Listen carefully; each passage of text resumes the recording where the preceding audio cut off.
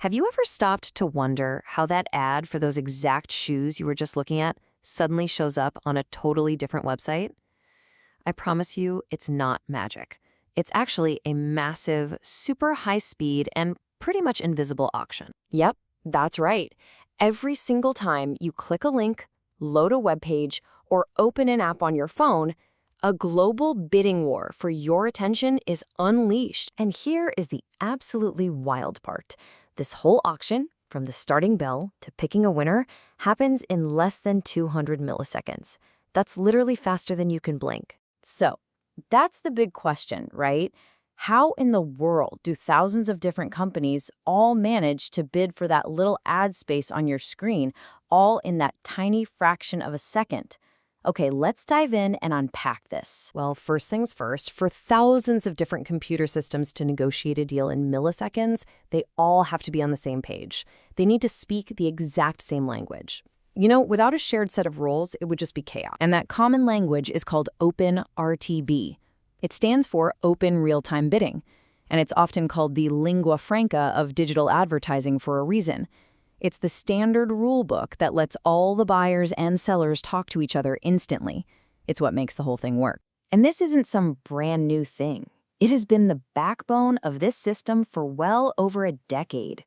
It kicked off in 2010, and you can see how it grew up fast, adding mobile and video support, becoming an official industry standard, and getting more and more sophisticated over time. This is the established rulebook for the whole industry. So, how does an auction actually kick off? Let's think of the website's ad exchange as the auction house. The very first thing that has to happen is the auctioneer needs to announce that an item is up for sale. In the digital world, that announcement is called a bid request. For every single ad spot, the exchange sends one of these out to potentially thousands of buyers all at once. It's the digital version of an auctioneer shouting, "All right, folks, what am I bid for this spot?" So what's in this call for bids? Well, it's basically a complete dossier on the opportunity. It describes the ad slot itself, like its size and where it is on the page. It gives info about the site or app. Is it a news site or a game? It can also include what kind of device you're on. And, importantly, it contains anonymous data about the user, while still having to respect privacy signals like do not track. Okay, so the call has gone out. The auctioneer has done their part. Now it's time for the bidders, the advertisers, to actually raise their paddles and place their bids. And this sets up the core conversation. It's a really simple but incredibly fast back and forth. The publisher makes the ask with the bid request, and the advertisers come back with their offer in what's called a bid response. Now, an advertiser's offer is really specific. It includes the price they're willing to pay, which is usually in CPM. That just means cost per mil or cost per thousand views. The bid also contains the ad itself, the actual code for the creative, and the advertiser's domain for safety reasons.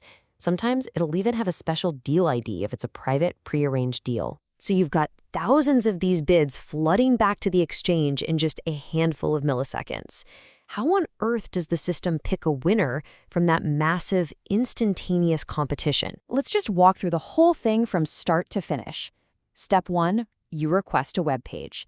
Instantly, the exchange sends out that call for bids. 3, the bidders evaluate it and fire back their offers. 4, the exchange runs the auction. And this is really cool. It's usually a second price auction. This means the winner actually pays just 1 cent more than whatever the second highest bid was. 5, the winner gets the good news. And finally, step 6, the ad pops up on your screen. And I have to say it again because it's just incredible. All 6 of those steps happen in that sub 200 millisecond window. The deal is done before the page you wanted to see has even had a chance to fully load. It's an absolute marvel of efficiency. Okay, so from a tech perspective, this is all fascinating stuff. But why does this invisible auction really matter to you? You know, the person who's just trying to read an article or play a game. To get why it matters, you just have to look at all the players involved. You've got the publisher who sells the space. You've got the exchange, which runs the sale. And you've got the bidder who buys the space. But the most important player, the one the whole system revolves around, isn't even technically at the table.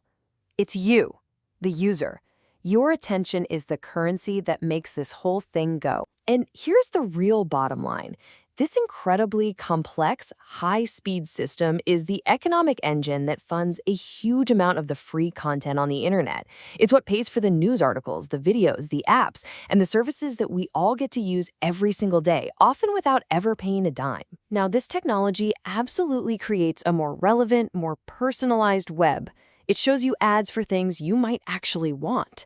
But it also forces us to face a huge question in our digital age. What is the right balance between this kind of tailored advertising and our fundamental right to privacy?